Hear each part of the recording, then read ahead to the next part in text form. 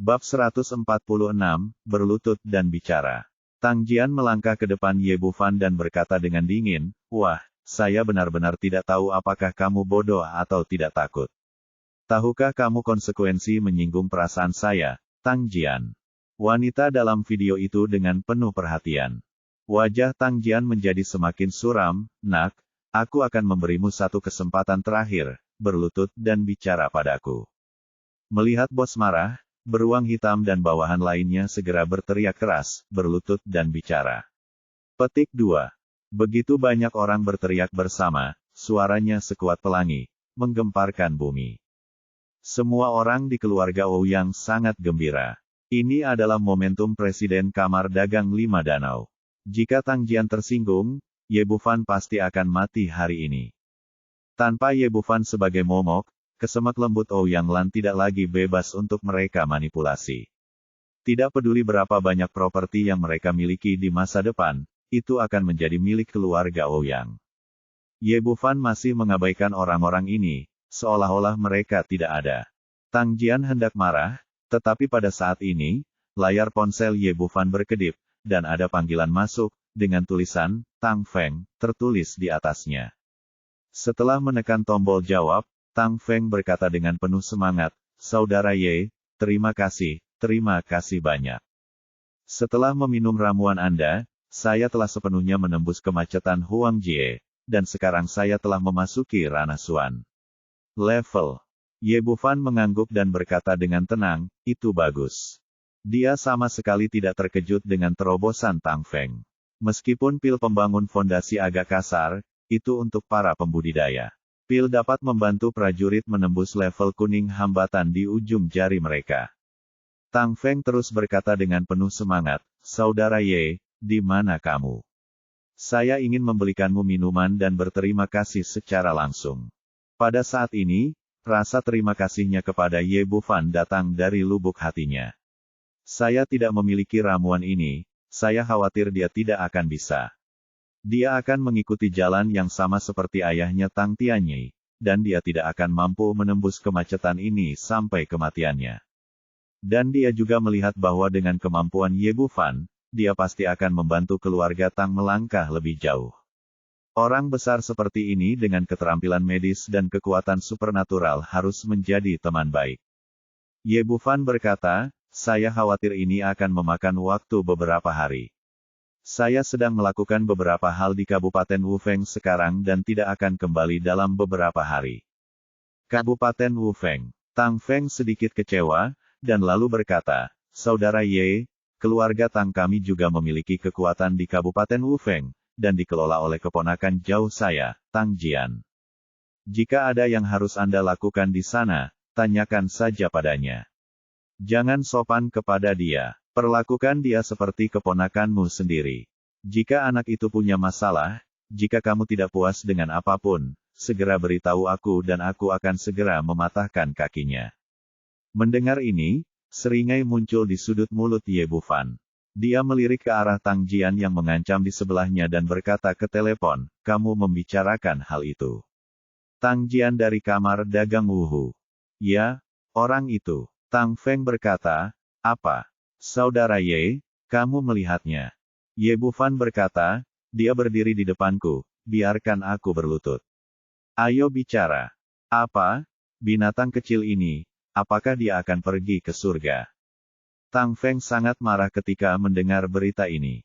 Pria besar seperti Ye Bufan yang bisa dengan mudah menciptakan prajurit tingkat Suan, seluruh dinasti Tang meskipun keluarganya tidak bisa tersanjung, Tang Jian berani memprovokasi dia. "Saudaraku Ye, beri aku waktu 2 menit dan aku akan segera memberimu penjelasan." Tang Feng buru-buru menutup telepon setelah berbicara. Dia sangat menyadari kemampuan Ye Bufan. Begitu dia mengambil tindakan secara pribadi, tidak hanya nyawa Tang Jian yang akan berada dalam bahaya, tetapi hubungan dekat yang telah dibangun dengan susah payah oleh keluarga Tang akan hancur. Kerugian seperti ini jelas bukan hal yang ingin dilihat oleh keluarga Tang. Bahkan jika 100 Tang Jian meninggal, itu tidak dapat menebusnya. Setelah menutup telepon, dia segera menghubungi nomor Tang Jian. Tang Jian berkata sambil mencibir, "Anak muda, kamu berani pamer di depanku. Apakah kamu sudah selesai berpura-pura sekarang? Dia baru saja mendengar Ye Bufan menyebut kamar dagang 5 danau dan namanya, dan berpikir bahwa pihak lain sedang menggertak dan ingin menakut-nakuti dia. Ye Bufan meletakkan ponselnya, menatapnya dan berkata, "Berlututlah dan bicara padaku." Petik 2. Apakah anak ini gila? Beraninya kamu berbicara dengan Presiden Tang seperti ini. Sudah berakhir. Anak ini sudah benar-benar tamat. Berdasarkan pemahaman saya tentang Presiden Tang, bahkan jika Raja Surga datang, saya tidak dapat menyelamatkannya. Orang-orang dari keluarga Ouyang tapi dia menjadi lebih bahagia. Saya benar-benar tidak tahu dari mana anak ini mendapat keberanian untuk menjadi begitu sombong di hadapan kamar dagang 5 danau. Tapi ini baik-baik saja, semakin seperti ini, semakin membangkitkan kemarahan Tang Jian, dan dia pasti akan mati tanpa tempat pemakaman. Kilatan kemarahan yang ganas melintas di wajah Tang Jian, dan tepat ketika dia hendak memerintahkan penyerangan, tiba-tiba ponsel di sakunya berdering. Dia awalnya tidak ingin menjawab telepon, tetapi ekspresinya berubah ketika mendengar nada dering. Untuk mencegah dia menjawab telepon secara tidak sengaja, dia menyetel nada dering khusus untuk seseorang, yaitu Tang Feng, kepala keluarga Tang, dan nada dering saat ini adalah sinyal untuk panggilan Tang Feng. Dia segera mengeluarkan ponselnya dan menekan tombol jawab. Begitu panggilan tersambung, dia mendengar raungan gila dari sisi lain. "Tang Jian, apakah kamu lelah hidup? Beraninya kamu memprovokasi saudara Ye." Tang Feng gila. Melampiaskan kemarahan di hatinya, dia memarahi Tang Jian seperti orang gila. Tang Jian awalnya adalah saudara jauh dari keluarga Tang, jika tidak, dia tidak akan dipindahkan ke tempat kecil seperti Kabupaten Wufeng. Sekarang dia melihat keluarganya mengambil inisiatif untuk melepaskan amarah yang menggelegar, dia langsung ketakutan hingga terdiam, dan sudah lama kehilangan arogansi dan momentum yang dia miliki sekarang. Tapi dia tidak bisa menahan rasa ingin tahu di dalam hatinya dan bertanya dengan lemah, "Tuan, siapa dia? Siapa dia?" "Dia adalah dermawan terbesar bagi keluarga Tang kita. Bahkan kakekmu akan dengan hormat memanggilnya ketika dia melihatnya." "Tuan Ye, beraninya Anda meminta seseorang untuk berlutut dan berbicara." Tang Feng ingin datang ke Wi-Fi dan memukuli Tang Jian. Dia berkata dengan marah, "Sudah kubilang, berlutut dan segera minta maaf kepada Tuan Ye." "Kamu tidak bisa memuaskan Tuan Ye, lalu datanglah ke rumah Tang dengan kepala di tangan untuk meminta maaf." Setelah itu, dia menutup telepon dengan sekejap. Tetapi Tang Jian gemetar ketakutan seolah-olah dia disambar petir. Dia bukan keturunan langsung dari keluarga Tang, tetapi melalui kerja keras selama bertahun-tahun, dia telah membangun reputasi kamar dagang 5 danau dan berhasil menarik perhatian Tang Feng dan Tang Tianyi. Jika tidak ada hal tak terduga yang terjadi, saya yakin dia akan bisa memasuki kota Jiangnan dan memasuki lingkaran dalam keluarga Tang dalam waktu singkat.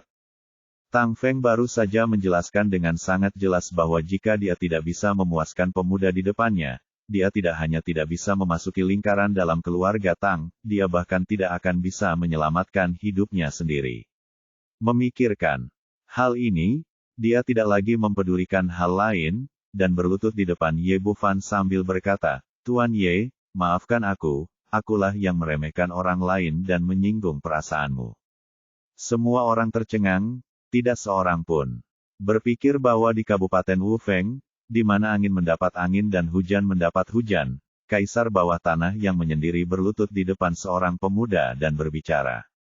Mata banteng beruang hitam yang terkejut hampir menonjol dari rongganya. Selama bertahun-tahun, dia telah melihat Tang Jian membuat orang lain berlutut terlalu sering, dia telah melihat Tang Jian memukuli orang lain hingga mati terlalu sering, dan dia bahkan telah melihat tangan Tang Jian ternoda oleh kehidupan manusia, tetapi dia belum pernah melihatnya. Bosnya berlutut. Para gangster lainnya juga tercengang. Apa yang terjadi? Baru saja, dia berteriak keras agar orang lain berlutut, tetapi dalam sekejap, bosnya berlutut. Orang-orang di keluarga Ouyang bahkan lebih seperti ini. Mereka tidak mengerti apa yang salah dengan Tang Jian. Bukankah dia datang untuk membela keluarga Ouyang? Bukankah dia datang untuk membalas dendam pada Ye Bufan? Apa cara kerja berlutut secara langsung? Bab 147, menembak kakimu sendiri. Meskipun mereka tidak tahu kenapa, bosnya semua berlutut, dan beruang hitam serta yang lainnya secara alami tidak berani berdiri, dan segera berlutut dengan keras. Jika orang lain melihat pemandangan di depan mereka, mereka mungkin akan terkejut. Anggota Kamar Dagang Lima Danau, yang selama ini menyendiri, justru berlutut di depan seorang pemuda. Ye Bufan memandang Tang Jian dengan tenang, merasa begitu kuat hingga dia tidak bisa bernapas. Sebagai prajurit tingkat Huang, Tang Jian juga merasakan kekuatan pihak lain, merasa takut sekaligus bersyukur di dalam hatinya. Untungnya, panggilan Tang Feng datang tepat waktu, kalau tidak aku pasti sudah mati sekarang jika aku gegabah menyerang Master Super seperti itu. Waktu berlalu, dan setelah 1 menit penuh, keringat dingin di dahi Tang Jian mulai turun. Dia merasa jika dia terus seperti ini, jantungnya mungkin tidak mampu menahan tekanan dan dia akan meledak dan mati. Untungnya, Ye Bufan mendapatkan kembali momentumnya dan berkata dengan tenang, demi keluarga Tang, saya akan mengampuni hidup Anda hari ini. Bangunlah. Petik 2. Terima kasih, Tuan Ye. Berkeringat dingin, dia berdiri dari tanah. Dia sekarang benar yakin, menarik napas dalam-dalam, dan berkata dengan hormat, Tuan Ye, bagaimana kita harus menangani masalah hari ini? Itu semua tergantung pada kata-kata Anda. Tapi mendengarkan hati semua orang di keluarga Ouyang tiba-tiba melonjak. Kekuatan Kamar Dagang Wuhu bukanlah sesuatu yang bisa mereka sakiti.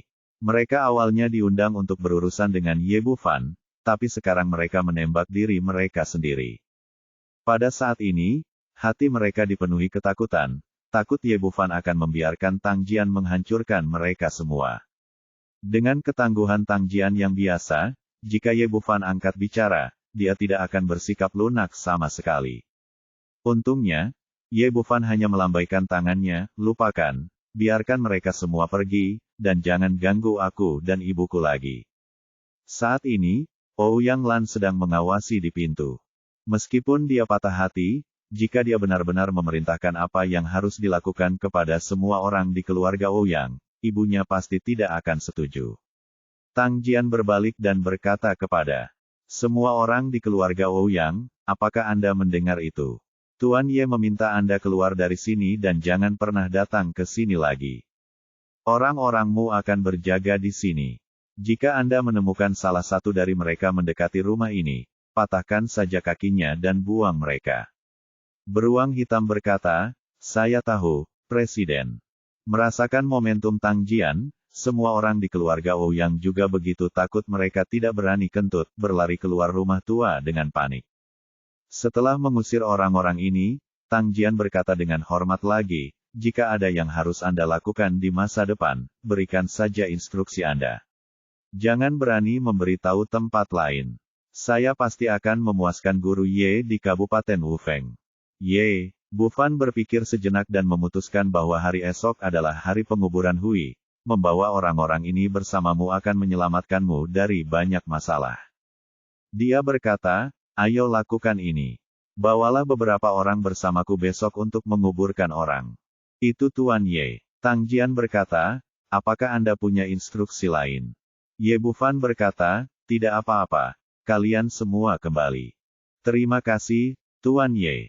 Setelah Tang Jian mengatakan itu, dia segera meninggalkan rumah tua itu bersama anak buahnya. Setelah keluar, dia menghela nafas lega. Untungnya, Tuan Ye murah hati, kalau tidak, dia akan benar-benar selesai hari ini. Setelah keluarga Ouyang pergi, mereka tidak pergi jauh dan langsung masuk ke rumah Ouyang De yang tidak jauh dari situ. Satu-satunya yang tidak mengikuti adalah Ouyang Fei dan putrinya. Mereka memegang 5 juta yang diberikan oleh Ye Bufan di tangan mereka. Ouyang Fei sangat menyadari keutamaan saudara laki-lakinya. Begitu dia mengambil uang itu dan pergi ke sana, saya khawatir uang itu akan terbagi.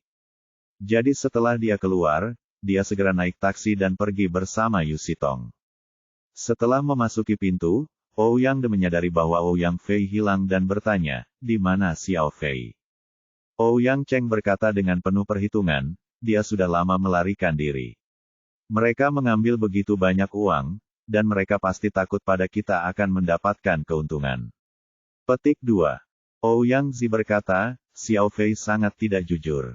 Uang ini seharusnya dibagikan kepada kami. Kami awalnya adalah aliansi. Mengapa dia mengambil uang itu dan melarikan diri sendiri? Petik 2. Ouyang De melambaikan tangannya dan berkata, lupakan saja, dia lari saja. Jika kita menjadi kaya di masa depan, dia tidak akan mendapat bagian. Dia berkata kepada semua orang lagi, mari kita lihat apa yang harus kita lakukan sekarang. Bukan saja kita tidak mendapat uang dari Ouyang Lan kali ini, tetapi kami juga mengacaukan rumah leluhur. Jika hilang, kami harus menemukan cara untuk mendapatkannya kembali. Ouyang Cheng berkata, sebenarnya, itu sederhana, ayo kita lakukan secara gratis. Bukankah Xiaoda adalah direktur stasiun keamanan publik sekarang? Biarkan dia memimpin seseorang untuk menangkap Ye. Tangkap saja Bu Fan. Ouyang Duo kemudian berkata, ya, Paman, ini cara termudah, tangkap saja dia dan dapatkan uangnya. Tidak peduli seberapa kuat dia, apakah kamu masih berani menghadapi polisi? Tangannya, Ouyang Lan dan Ye Bufan mengambil harta leluhur kami. Ini hanya dugaan kami, tidak ada bukti. Dalam kasus ini, penangkapan orang dapat dengan mudah menimbulkan masalah. Tidak boleh digunakan kecuali benar-benar diperlukan. Yang paling penting soalnya Xiaoda belum menjadi pegawai tetap. Kalaupun kita ingin menangkap seseorang, kita harus menunggu sampai dia menjadi pegawai tetap. Coba pikirkan, apakah ada cara lain? Tanda tanya. Chen Feng kami. Itu adalah Ouyang San yang berbicara. Pipinya merah dan bengkak saat ini, dan matanya dipenuhi kebencian. Saya sudah menelepon Chen Feng, dan dia akan segera datang. Selama keluarga Chen bersedia membantu keluarga Ouyang kita, belum lagi mengambilnya kembali, akan mudah menangani Ye Bufan setelah. Mendengar apa katanya, yang lain mengangguk. Ouyang Cheng berkata, iya, Chen Haizu adalah manajer umum grup Peng Cheng. Di belakang grup Peng Cheng adalah keluarga Gu.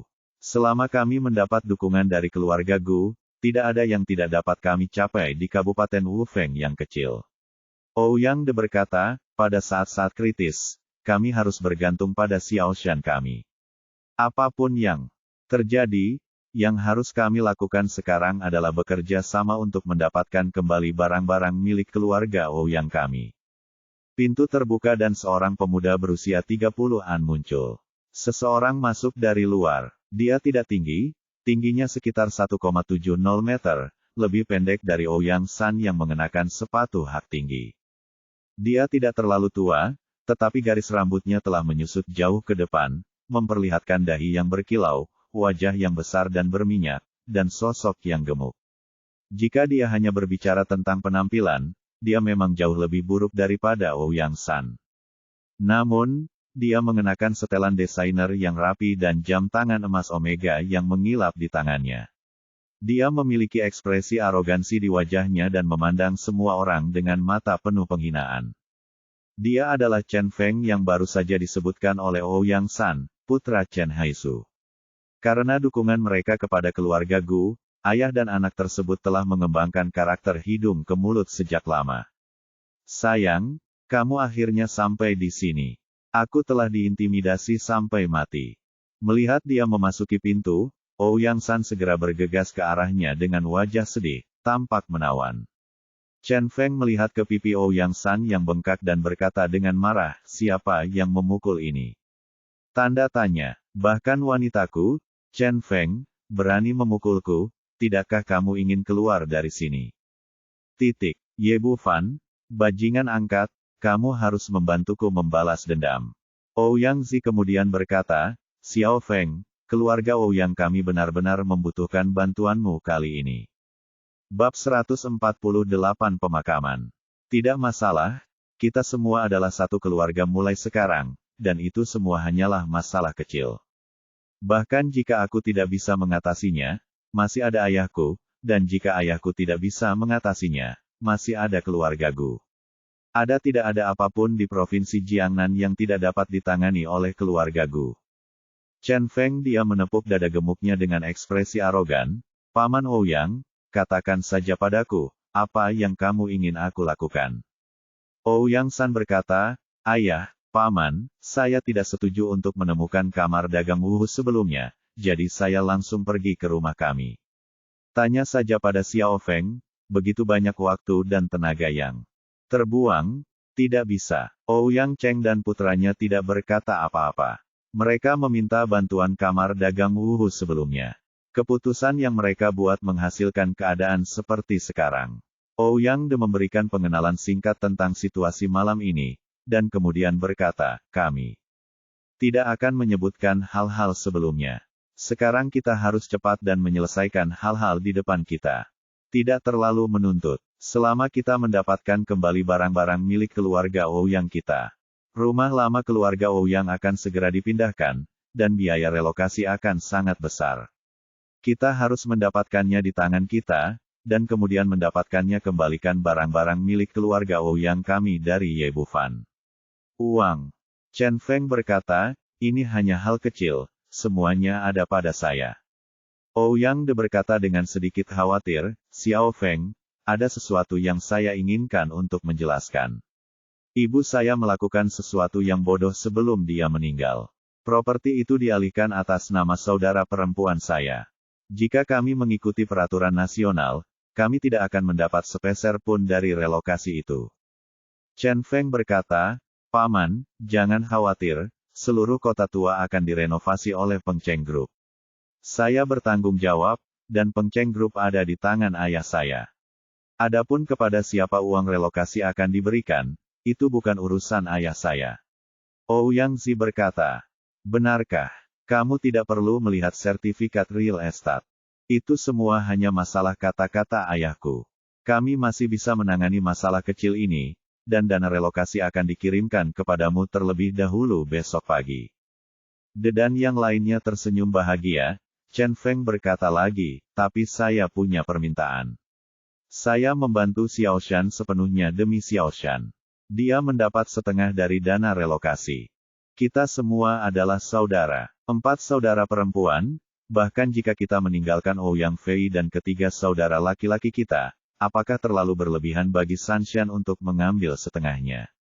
Sebelum Chen Feng dapat mengatakan apapun, Ouyang Zi berkata terlebih dahulu, anak ketiga, kamu tidak melihat siapa yang menginginkan uang itu kembali.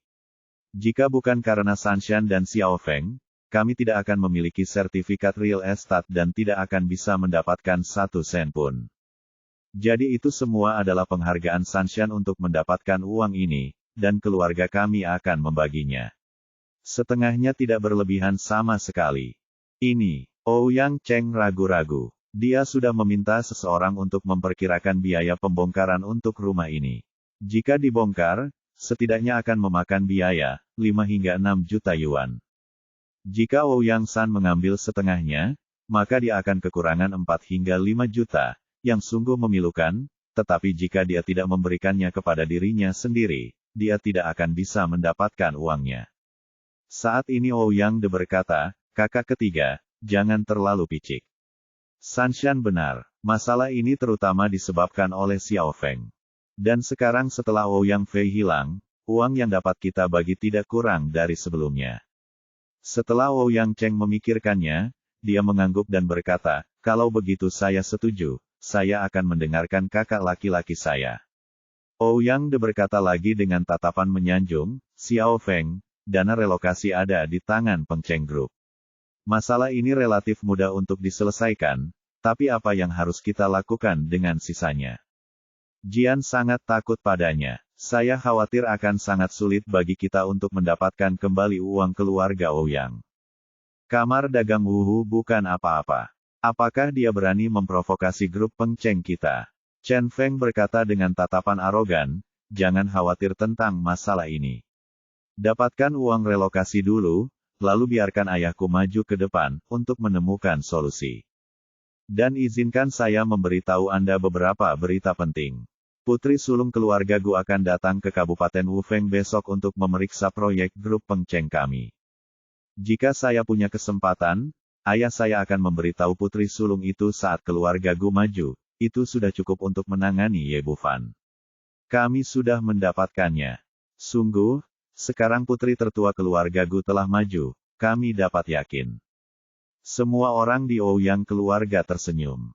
Meskipun mereka tinggal di daerah kecil seperti Kabupaten Wufeng, mereka jelas masih sangat prihatin dengan status keluarga Gu di Provinsi Jiangnan. Dikabarkan bahwa orang-orang besar di Provinsi Jiangnan sering mengunjungi keluarga Gu. Ouyang De berkata, karena kita mendapat bantuan Xiao Feng, kita bisa yakin. Ayo kita kembali tidur. Ayo kita pergi ke pertunjukan yang bagus besok pagi dan kemudian menunggu untuk mendapatkan uang relokasi. Bangun pagi, sarapan pagi dan bergegas ke rumah duka di Kabupaten Wufeng. Menurut adat istiadat setempat dan rencana sebelumnya, hari ini adalah hari pemakaman Ouyang Hui dan Kang Zijun, dan 3 hari kemudian adalah waktu keluarga Ouyang untuk memuja leluhur mereka. Setelah kasus ini terselesaikan, lembaga yang menangani kasus tersebut telah memberitahu suami Ouyang Hui, Kang Lei, untuk mengangkut kedua jenazah tersebut kembali dan mengkremasi serta menguburkan mereka hari ini. Ketika Ouyang Lan dan Ye Bufan tiba di rumah duka, mereka menemukan bahwa Ouyang De dan yang lainnya telah tiba. Hanya saja orang-orang ini tidak memiliki ekspresi sedih di wajahnya, melainkan ekspresi lucu di wajahnya, seolah sedang menunggu pertunjukan yang bagus. Setelah melihat ibu dan anak Ouyang Lan, Ouyang Cheng berkata kepada seorang pria parubaya yang tinggi, kakak ipar, mereka ada di sini. Pria parubaya itu adalah suami Ouyang Hui, Kang Lei di Kabupaten Wufeng dan merupakan seorang pria berkulit hitam dan putih. Setelah melihat Ouyang Lan dan Ye Bufan, cahaya terang melintas di matanya, lalu dia melangkah mendekat, menunjuk ke hidung Ouyang Lan dan mengutuk, dasar jalang, kamu membunuh istri dan anakku, dan kamu masih punya ayo. Itu, dia mengangkat tangannya dan menamparkan wajah Ouyang Lan dengan mulutnya yang besar. Tamparan ini dilakukan dengan kekuatan yang cukup, tetapi baru di tengah tamparan, dia ditangkap oleh tangan lain dan tidak bisa bergerak sama sekali. Dia mendongak dan melihat bahwa Ye Bufan lah yang meraih pergelangan tangannya. Nak, kamu sedang mencari kematian. Kang Lei mengangkat tangan kirinya dan memukul wajah Ye Bufan dengan keras. Mata Ye Bufan menjadi dingin dan dia memberikan sedikit kekuatan pada tangan kanannya. Kang Lei tiba-tiba merasa seolah-olah pergelangan tangannya akan direm. Rasa sakit yang hebat membuatnya kehilangan seluruh kekuatannya. Tangan kirinya terjatuh dengan lemah, dan dia tidak lagi berniat untuk memukul siapapun. Dia melolong dengan sedih, lepaskan, sialan. Cepat lepaskan, cepat dan simpan. Biarkan pamanmu pergi. Ye Bufan melepaskan Kang Lei dan berkata dengan dingin, demi hari ini, aku akan melepaskanmu. Jika kamu berani tidak menghormati ibuku lagi, kamu menang, tidak dapat berbicara dengan mudah. Bajingan kecil, kamu berani menyerangku. Kang Lei melenturkan pergelangan tangannya yang merah dan bengkak dan berteriak, apa yang kamu lakukan? Kemarilah. Begitu dia selesai berbicara, lusinan orang bergegas mendekat dan meraih Ye Bufan. Ibu dan anak berkumpul di tengah. Orang-orang ini adalah laki-laki dan perempuan, beberapa dari mereka adalah anggota keluarga Kang, dan beberapa dari mereka memiliki berbagai tato di tubuh mereka. Mereka jelas merupakan gangster di masyarakat. Ekspresi Ye Bufan berubah dingin. Sepertinya Kang Lei sudah bersiap untuk dia dan ibunya. Bab 149 membersihkan tempat. Melihat situasi di depannya, Ouyang Lan dengan cepat berkata, pamannya, apa yang kamu lakukan? Kita semua adalah saudara, tidak perlu seperti ini. Kerabat, siapa kerabatmu? Kalian istri dan anak saya terbunuh, dan saya harus mendapat penjelasan hari ini. Ouyang Lan menjelaskan, saya juga sangat sedih karena Xiao Hui dan Xiao Jun meninggal, tetapi itu benar-benar kecelakaan, oleh kami. Diam. Kang Lei memotongnya dengan kasar dan berkata, istri saya berbaik hati mengunjungi Anda, tetapi dia meninggal di rumah Anda. Apakah Anda berani mengatakan bahwa Anda tidak memiliki tanggung jawab? Saat ini, Ouyang De muncul. Dia berkata sebelumnya, kakak, Xiao Hui adalah saudara perempuan kandungmu. Sekarang ibu dan anakmu sudah meninggal, apakah kamu masih melalaikan tanggung jawab? Xiao Hui sudah pergi, apakah ada diskusi tentang tanggung jawab? Tidak peduli apa, anggap saja itu tanggung jawabku. Dia selalu baik hati dan merasa terlalu memalukan untuk berdebat dengan kerabatnya di depan umum pada saat ini tempatnya, jadi dia berhenti memaksakan topik ini. Apakah kamu akhirnya mengakuinya? Kang Lei mencibir, karena kamu mengakui bahwa kamu bertanggung jawab atas kematian Xiao Hui dan Xiao Jun, kamu harus memikul tanggung jawab ini. Oleh karena itu aku akan menanggungnya. Kang Lei berkata, tanggung saja biaya pemakamannya. Bagaimana bisa begitu murah? Ouyang Lan berkata dengan heran, apalagi yang kamu inginkan? Kang Lei berkata, kamu harus melakukan dua hal hari ini. Syaratnya adalah, pertama, kompensasi atas kematian Xiao Hui dan Xiao Jun, masing-masing 10 juta. Kedua, kamu dan Ye Bufan harus berkabung untuk mengantar putra dan istriku pergi. Dia tertawa terbahak-bahak, 10 juta per orang, itu 20 juta. Kompensasi semacam ini sangat tinggi dimanapun ditempatkan. Mengesampingkan masalah uang, Ouyang Lan adalah kakak perempuan tertua Ouyang Hui dan bibi Kang Zijun. Sungguh menghina menunjukkan duka kepada mereka berdua dengan senioritas seperti itu. Saya harus mengatakan bahwa dua syarat Kang Lei terlalu berlebihan, dan tidak ada yang akan menyetujuinya. Namun melihat situasi di depan mereka, semua orang hanya bisa berbisik, diam-diam bersimpati kepada ibu dan anak Ouyang Lan, namun tidak ada yang berani berdiri dan berbicara. Ouyang Lan tampak terkejut, pamannya, kamu bertindak terlalu jauh. Saya juga kakak perempuan tertua Xiao Hui dan bibi Xiao Jun, jadi bagaimana saya bisa menunjukkan duka padanya? Kang Lei berkata, Anda setuju hari ini. Anda harus setuju, Anda setuju untuk setuju bahkan jika Anda tidak setuju, saya tidak hanya harus membungkus istri saya dengan duka, tetapi saya juga harus membungkus putra saya dengan duka dan menyuruh mereka berlutut. Percakapan antara dua tetua, tapi sekarang dia benar-benar kesal. Tapi ini adalah aula berkabung Ouyang Hui, dan kematian adalah hal yang paling penting. Dia tidak ingin membuat segalanya menjadi terlalu serius, jadi dia menarik Ouyang Lan dan berkata, Bu, jangan menghadiri pemakaman seperti ini. Ayo pergi, kembali. Dari apa yang terjadi tadi malam hingga hari ini, Ouyang Lan benar-benar terluka oleh kerabat ini. Dia tidak mengatakan apa-apa, mengangguk dalam diam, dan mengikuti Ye Bufan keluar rumah duka. Tidak mudah untuk pergi. Kang Lei melambaikan tangannya, dan orang-orang di sekitarnya segera mengepung mereka di tengah. Ye Bufan mengerutkan kening, menatapnya dan berkata, istri dan putramu tinggal di rumah kami dan menolak untuk pergi. Mereka mengusir ibuku dan merampas pakaian dan perhiasan ibuku. Pada akhirnya, kematian mereka sepenuhnya adalah kesalahan mereka sendiri, dan tidak ada hubungannya dengan keluarga kita. Apapun masalahnya, mereka hanya bisa menyalahkan diri mereka sendiri karena serakah, bukan orang lain. Ouyang De dan yang lainnya memeluk bahu mereka dan berkata, dia berdiri di samping dan menonton pertunjukan dengan wajah bercanda, tidak menunjukkan niat untuk keluar untuk menghentikannya. Kang Lei berkata dengan marah, nada yang besar sekali. Kamu berani mengatakan bahwa kamu tidak peduli padaku. Aku ingin melihat kualifikasi apa yang kamu miliki untuk peduli padaku. Saya beritahu Anda harus menyetujui persyaratan saya hari ini. Jika tidak, tidak ada yang bisa pergi. Dia tidak tahu apa-apa tentang apa yang terjadi tadi malam, dan dia menganggap Ye Bufan sebagai anak malang yang bisa dibuli sesuka hati. Dan hari ini dia memanggil banyak orang, dengan tujuan memaksa ibu dan anak itu untuk menyerah, dan dia sangat percaya diri.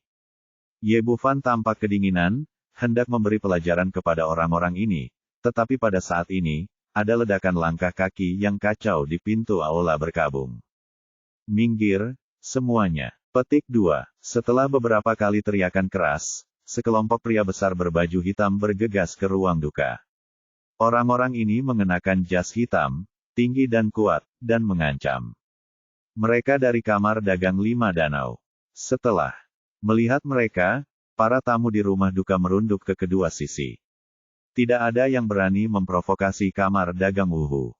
Kang Lei tercengang. Dia hanyalah kontraktor kecil dan tidak ada hubungannya dengan kamar dagang Wuhu.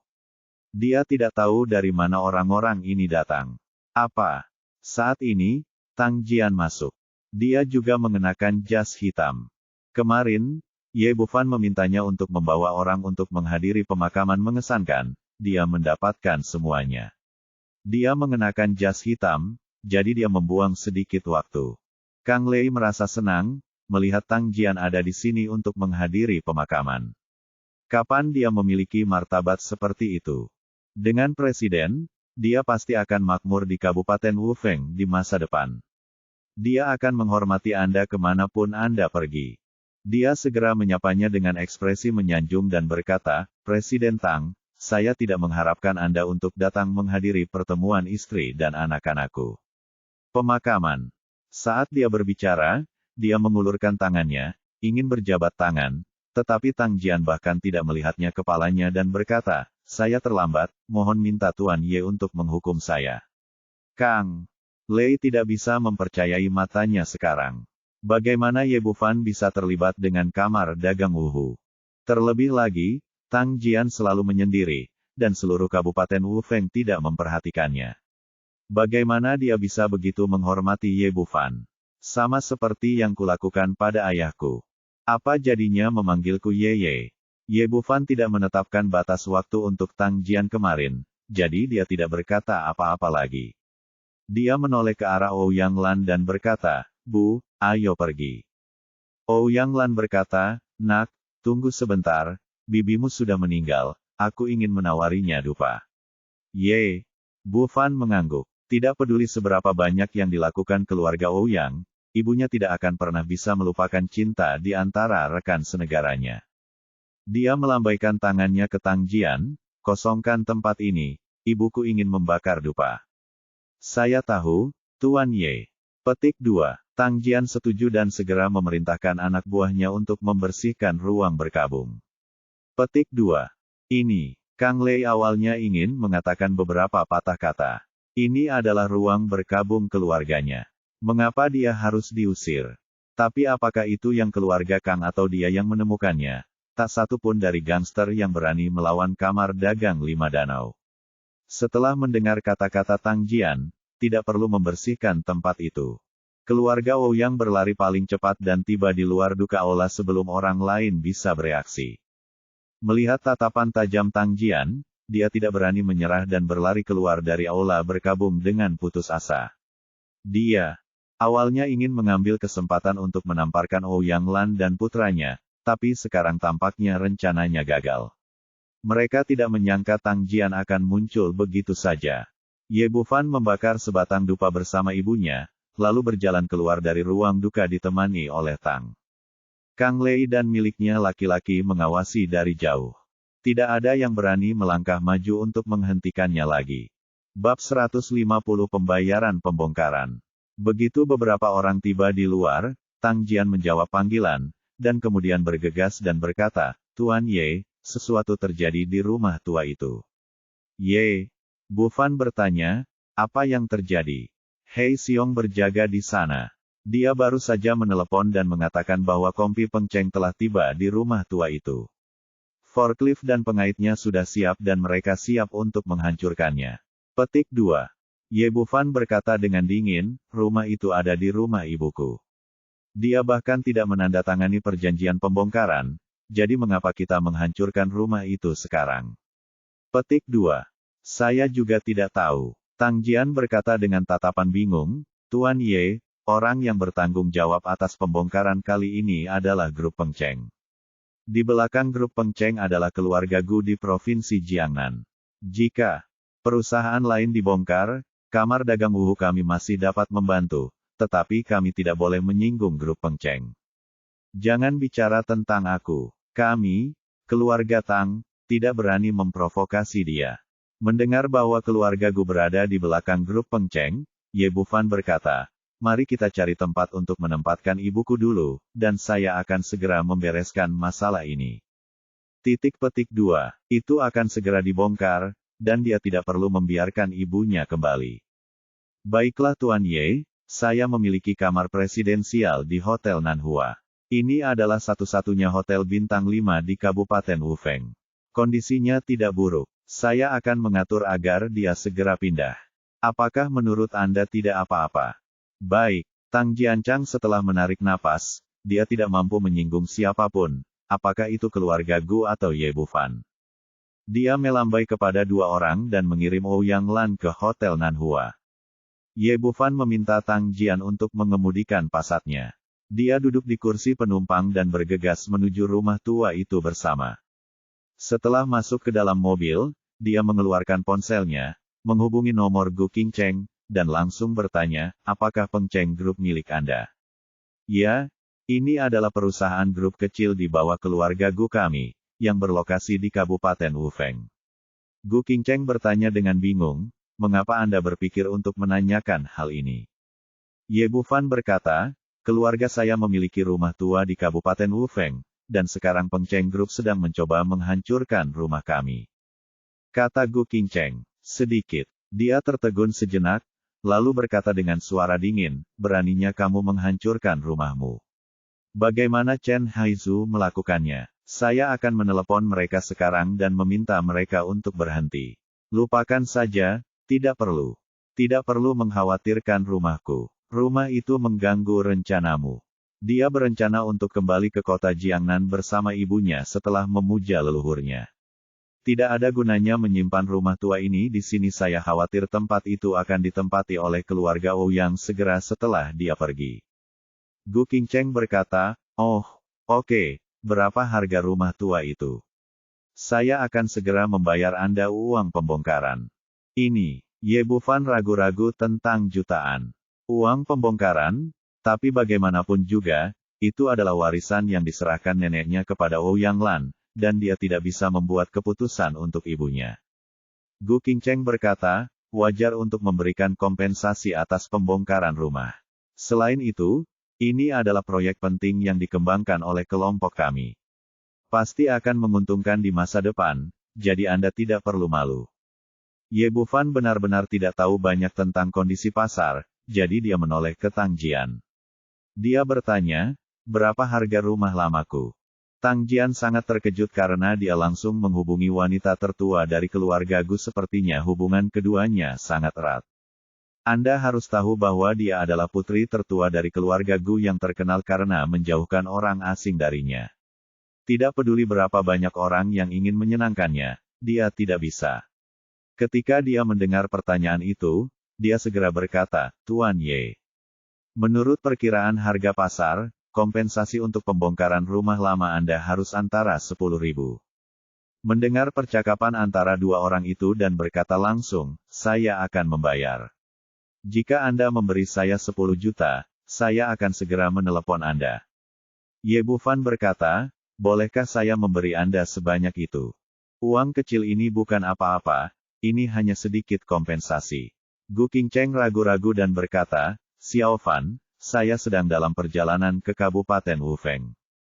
Saya rasa saya bisa sampai di sana pada siang hari. Saya ada pertemuan penting dengan daerah, di sore hari. Di malam hari aku ingin mentraktir bibiku makan dan menyapanya secara langsung. Apa menurutmu? Tidak apa-apa. Ibu mertuanya adalah suatu keharusan jika dia ingin menangkap pria di depannya. Sekarang Kin Cucu jelas telah memimpin, tetapi dia tidak boleh ketinggalan terlalu jauh. Ye Bufan tersenyum dan berkata, tentu saja, kamu bisa mentraktirku makan malam setelah memberiku begitu banyak uang. Bagaimana kamu bisa menemukan barang bagus seperti itu? Gu Qingcheng berkata, kalau begitu sudah beres. Aku akan meneleponmu ketika kita sudah selesai pengaturan di malam hari. Dia menutup telepon. Dalam waktu kurang dari beberapa puluh detik, terdengar bunyi ding di telepon Ye Bufan, menandakan bahwa 10 juta telah tiba. Dia tersenyum tipis, wanita ini sangat efisien. Melihat masalah rumah telah diselesaikan, Tang Jian bertanya, Tuan Ye, haruskah kita kembali ke rumah lama? Ye. Bufan tersenyum dan berkata, tentu saja kita akan pergi. Jika tidak, banyak orang akan kecewa. Ibunya baru saja kembali kemarin. Kabupaten Wufeng akan menghancurkan rumahnya secara paksa hari ini, dan ini jelas ditujukan padanya. Jadi dia ingin melihat siapa yang mengincarnya. Kabupaten Wufeng bukanlah kota besar, sehingga mereka segera kembali ke rumah lama mereka. Setelah turun dari mobil, Ye Bufan melihat 3 buah forklift, 2 mesin pengait, dan ratusan pekerja pembongkaran diparkir di depan rumahnya. Berdiri di depan adalah seorang lelaki tua dan seorang lelaki muda. Lelaki tua itu, berusia sekitar 50 tahun, adalah Chen Haizu, manajer umum Pengcheng Group. Di sebelahnya adalah Chen Feng. Orang ini memegang posisi manajer umum dalam grup, dan dia terlihat sangat bangga saat ini. Yang sedikit mengejutkan Ye Bufan adalah orang-orang dari keluarga Ouyang telah tiba di sini lebih dulu, dipimpin oleh Ouyang Zi dan Ouyang San, berdiri di samping keluarga Chen dan putranya. Orang-orang ini mengumpulkan kekuatan mereka, tetapi tidak mengambil tindakan apapun, seolah-olah mereka sedang menunggu sesuatu. Ye Bufan tidak mengizinkan Tang Jian berpartisipasi, dan memintanya untuk minggir dan berjalan sendirian. Dia melihat sekeliling dan berkata, "Mengapa banyak sekali dari kalian yang berdiri di depan rumahku?"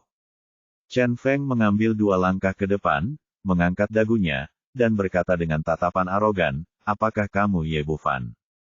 "Saya." "Itu benar." Chen Feng berkata, "Kalau begitu saya beritahu Anda, rumah ini akan segera dibongkar." "Oh, bongkar saja." Ye Bufan bahkan mengambil uang pembongkaran, jadi dia tidak peduli untuk menghancurkannya rumah tua itu. Ouyang Lan belum kembali selama beberapa tahun, dan tidak ada yang bisa dibawa pulang di sini. Setelah dia mengatakan ini, semua orang di keluarga Ouyang tercengang. Menurut pendapat mereka, Ye Bufan akan membuat keributan besar jika dia tahu rumah itu akan dibongkar, dan kemudian Chen Feng akan memiliki kesempatan untuk menghadapinya. Apa yang tidak dia duga adalah dia langsung menyerah. Ekspresi wajah Chen Feng menjadi semakin bangga, dan terlihat jelas bahwa anak laki-laki ini tertekan oleh momentum keluarganya. Dia melambaikan tangannya di belakangnya, dan 2 orang yang tampak seperti asisten segera mengambil sebuah koper besar. Setelah membukanya, koper itu berisi koin-koin Cina. Kami di Pengcheng Group selalu melakukan segala sesuatunya dengan cara yang wajar dan beralasan. Sejak kami menghancurkan rumah tersebut, kami harus memberikan kompensasi. Chen Feng berkata kepada Ouyang De dan yang lainnya, "Ini 6 juta koin Huaxia." Grup Pengcheng memberikan kompensasi keluarga Ouyang. Ye Bufan tersenyum tipis, orang-orang ini berdiri di sini tak bergerak, ternyata mereka menunggu untuk menunjukkan kepadanya. Dia berkata, "Sejauh yang saya tahu, pemilik rumah ini bukanlah mereka, tapi ibu saya Ouyang Lan. Anda membagi uang di antara mereka. Apakah ini masuk akal?"